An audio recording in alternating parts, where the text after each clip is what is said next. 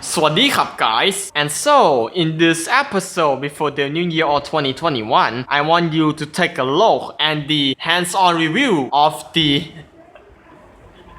dead camera. Wait, why do you use the dead camera for the hands-on review in the year of 2021? Well, this camera is actually the dead camera. So, do you want to look at it for like 10 seconds? I'm pretty sure you want it, but for now, let's kick it up.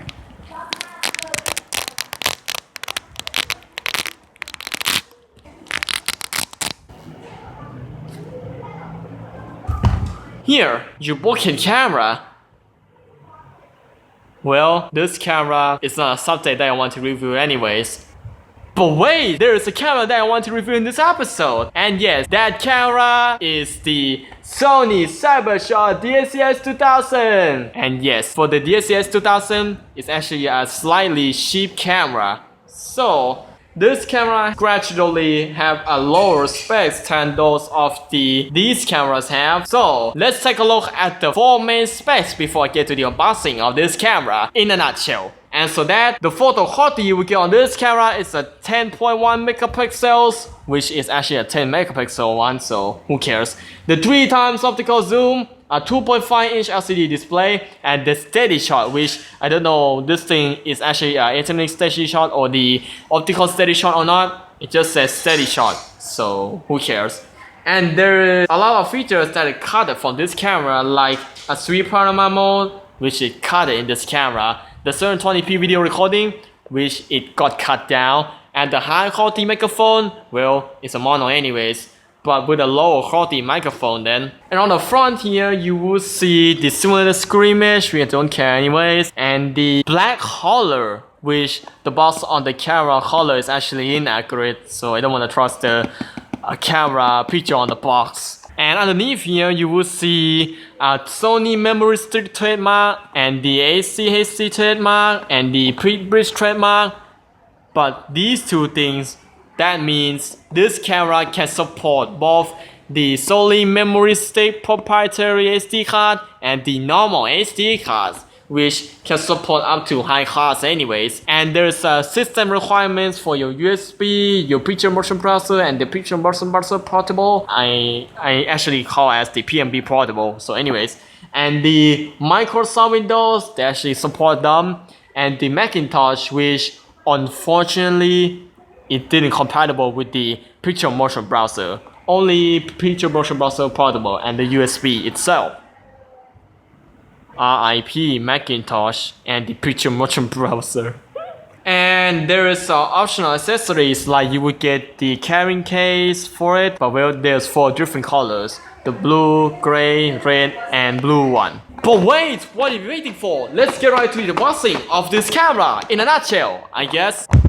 Let's get this review done by filming outside my house in a nutshell. And yes, I'm going to do an unboxing of this camera outside my house. So this is actually the first time that I filmed this video outside my house. So whatever.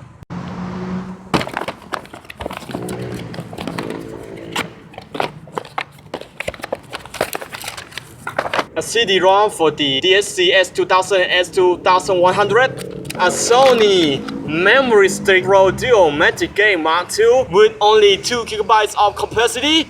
Well, it does claim to can store up the photos of 490 photos in the 2 GB SD card. But why they include the PSP Vita in the photo? And what's in the box? I got the dedicated USB cable for the camera, batteries, which in this case, I got the Panasonic alkaline batteries, and the camera itself. As you can see from its body, it does have a back color on it, but the picture of the camera on the box is kinda inaccurate.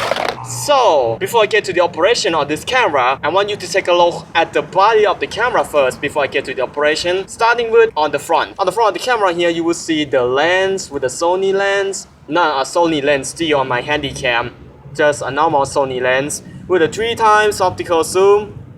But for me, the Sony lens, it doesn't make a difference between the Sony Lens G and the car size in those Sony Cybershot users these days. And here's the flash for taking photos in the dark, which is kinda non-responsive for some reason. I don't know, it's charging the flash up or something, but I don't know. It's actually LED light anyways. And the autofocus axis lamp for autofocusing in the dark. And the microphone for your video. But unfortunately, this camera doesn't have any kind of built-in speaker inside the camera.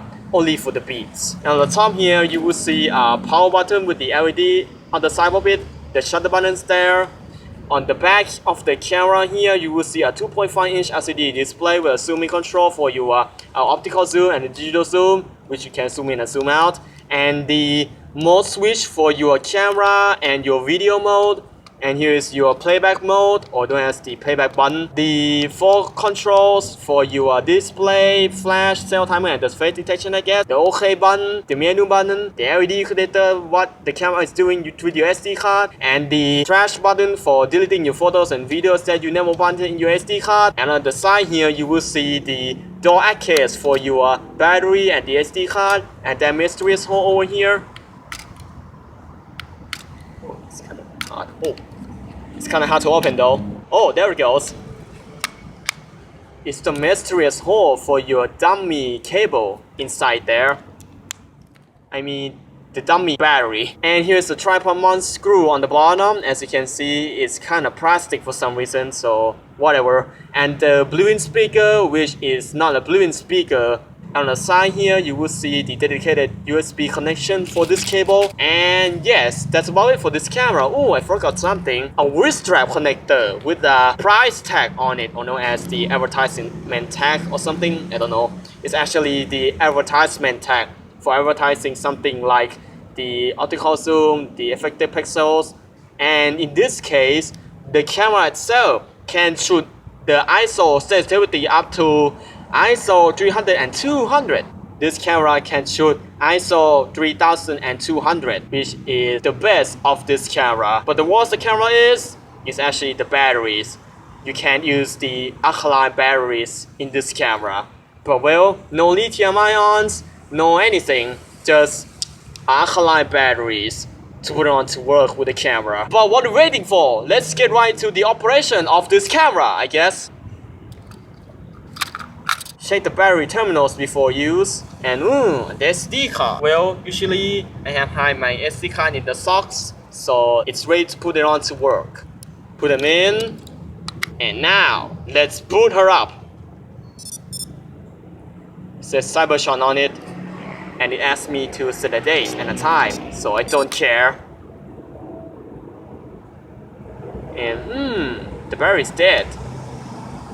And here's the interface of this camera. So as you can see right here on the screen, so you will see something like the autofocus thing that you will focus on, such as I just set it on to the multi-AF. So here's the what it's gonna looks like. And here is something like you will set the quality of the image, for example like 10 megapixels or 5 megapixels, and the remaining pictures on the SD card. And the program mode that I just set it on this camera.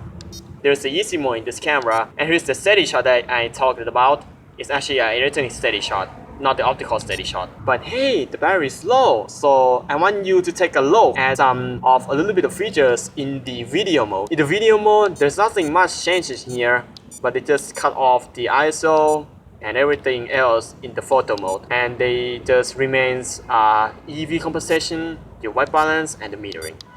But the quality you would get on the video is only VGA, as I mentioned, and the QVGA, which is 320 by 240 resolution.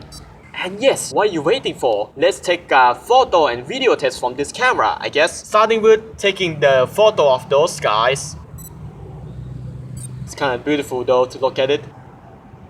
Nice. What about this camera? Would do auto rotation? So let's find out if we do our auto rotation. Okay, portrait mode, 4:3. Well, it didn't do any auto rotation, so I want to set that to manual.